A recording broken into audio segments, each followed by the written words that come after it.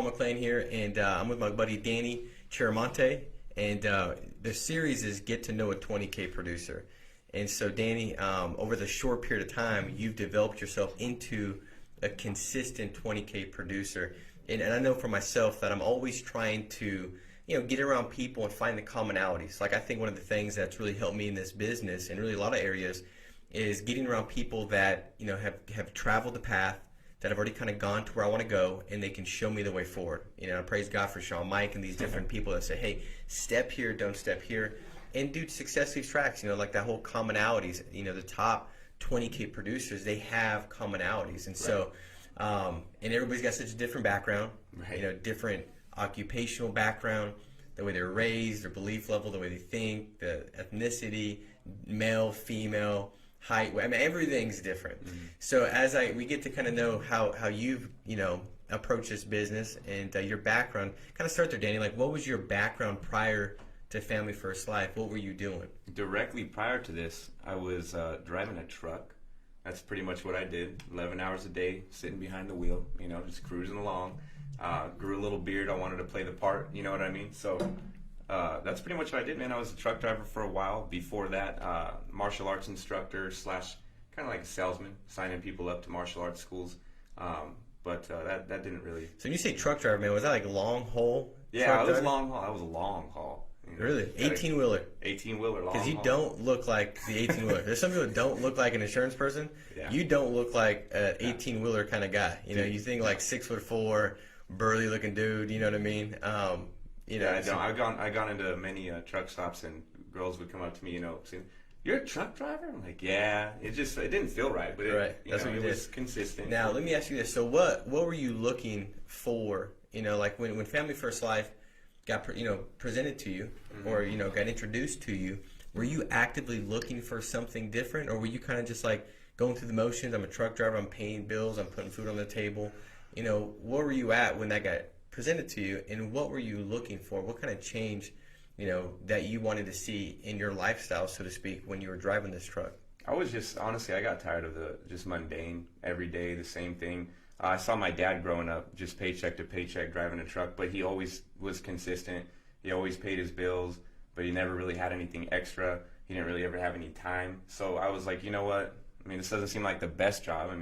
But if I do it, it's going to pay bills. Everybody's going to be taken care of. Things could be consistent. But sitting behind a wheel for 11 hours is not the way to live. So I started really kind of wrapping my brain around it, and that's when I found Eli. He's like, "Hey, man, you're pretty good at talking to people. Here, let me get you hooked up with Paul." And that's when he gave me your number. Okay. Yeah. So when you looked at Family First Life, what were you looking for? Like, was it more income, the ability to take care of your family at a different level, to be able to do the things you wanted to do, set up, retirement eventually, being able to kind of have the things you wanted to have? Was it more freedom of time to do things? What kind of I guess gave you that pull? Like, man, this is something that is worth making a change, right? Because sometimes people they're stuck in their lane, man, and they don't really have a desire, awareness to make a difference or make a change. Or like, I've just been doing this and I'm getting by. Like, you didn't do that. Like, what was it that kind of triggered for you? Like, hey, I want this or I want that. I want some changes to be had. It was probably everything you said, but the main thing, I'm not gonna lie. I want more time for my family. I got 4 kids, that was a big thing. 3 at the time, but what it was when I sat with you and you looked me dead in the eye, as serious as ever, and you said, "Danny," I was like, "Can you really make good living here, helping people?" And you're like, "Dude, if you don't make $100K a year, there's something like wrong with you." And I kind of laughed. I'm like, "Nice." And I looked over at you and you just kind of like just gazing dead in my soul, and I was like, "Oh, he's serious. He's really real." And then that's when I was like, okay, I think, because I know who you are, I believe in you as a person. I watch your track record. I'm like, this dude's serious.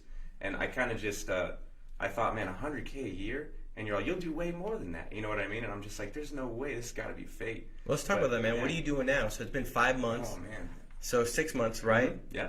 What are you issue paid in the last 6 months, personally? I'm like maybe 1,000 under that 100K mark. In 6 months? Yeah, yes. So I was like halfway telling the truth. I said at least 100 grand in 12 months. Lied to me, yeah, so. It was a half a year you got there. No doubt. So, which is great, man, and that's what this thing's all about. And I love how Sean set it up was for that reason. That at the end of the day, if you're really not making a 6-figure income, it's because you're doing something wrong. Like, you know, and it's like either it's work, it's attitude, it's activity. There's something off. But you've been coachable and you've done the work, man. Like, I didn't do it for you. I just told you the truth. Like, hey, in 6 months, and the thing is this, Danny, in 12 months, if you were not at a six figure, I mean, my conversation was like, man, like, this is just not working out. Like, you know, I don't want you to hurt your family, and because you can struggle in this thing if you're not working, you know. Now, what do you think has been some of the things that have led to, you know, 20K a month? What are some of the things that you could point to and say, hey, I would highlight these as big blocks that have led me to success or 20K a month? It's 100% consistency. Like that's it. Remember the first few weeks that you pay like $18,000. I came on like I told you, this isn't real till it hits my bank account, right? And then bam, it hit my bank, and I sold, helped a couple other families and got another chunk. And I'm like, dude, I don't need to work, man. I just paid like 3 months of my bills plus a whole bunch of play money. I'm out, man. And I disappeared. Remember, I was gone, nowhere to be found. And ghosting me and everything, dude. Yeah, semi-retired after 2 weeks. That is exactly what happened. Yeah. So because of that, I didn't realize chargebacks were a real thing, and they are. It's just part of the numbers. So during that time, chargebacks hit. My leads I wasn't buying, so I was behind on that. And I went from making 18 grand to being almost out of a business in a matter of a month. Like, it happened. Everybody's, man, you're doing so good, and I'm sitting here, you want me to talk in front of everybody, and I'm like, dude, I'm kind of broke right now. Yeah. I felt unqualified, but it's just because I stopped being consistent. So once I got back on it, I noticed just staying consistent and just doing what I have to do, being here on my dial days and running my appointments. It's been, I'm not worried about it at all anymore. Yeah, it's pretty freeing and gives you that level of security that, man, if I just show up and go to work, because you just treat it like a job, man. Like, you're here as if the employer says you got to be here. And why would you not? Because the thing is this: if you don't do that, then you end up having to have an employer to tell you what to do if you can't do it for yourself. Exactly. And I think that's a big thing, man. Like, I did the same thing. It's that easy temptation. You're used to making so much, and when it becomes so good, you're like, wow, I could just kind of hang out and do what I feel like doing. And it's like, no, you got to keep that big picture in mind. And I know you've developed that bigger picture, that bigger thinking of, hey, this is not just a 1, 2 week, 3 week thing. This is a career where in 4, 5, 6 years, I could be so financially well off that I could do whatever I want to do whenever I want to do it. And I've earned the right to do that. And I've helped a lot of people along the way do the same thing. And so I think that's a big deal, man. I think that's something that, to be aware of that and then make those adjustments and what have you, it's a quality of a 20K producer. Right. 20K producers, a lot of times, man, they were just like everybody, disasters in the beginning, like I was. Yeah. Like an absolute disaster. Anything you do wrong, I decided to do wrong. Even though I had people saying, don't do this, I just kind of figured out, hey, I'm going to just, go touch the oven anyways. And so I love that you did that, dude. And, as we look at this 2020 is approaching, what is your goal in 2020? What do you see yourself, issue paying? What is your team going to be looking like? What is that? How do you see that? Well, obviously the goal is to grow my team. I want to have a bunch of people. I don't have a number set for my goal yet for how many people I want. I just want to keep reaching out to friends, to family. You don't know how many people that have reached out to me, and it literally has been like, Danny, I've been on my hands and knees praying to God, and then you made this post that you're just killing it financially and helping these families. So that's my goal, is just to keep, showing everybody this is real, this is what I'm doing. It's not a scam, you know what I mean? Absolutely. And I've already done 100,000 in basically 5 months. Like, why can't I do 300 next year? Absolutely. So that's where I'm at. Yeah. Well, I love it, man. And I think that that's the ticket, dude. Just every day, just like do the thing you should be doing. Dialing phones, booking appointments, reaching out to people.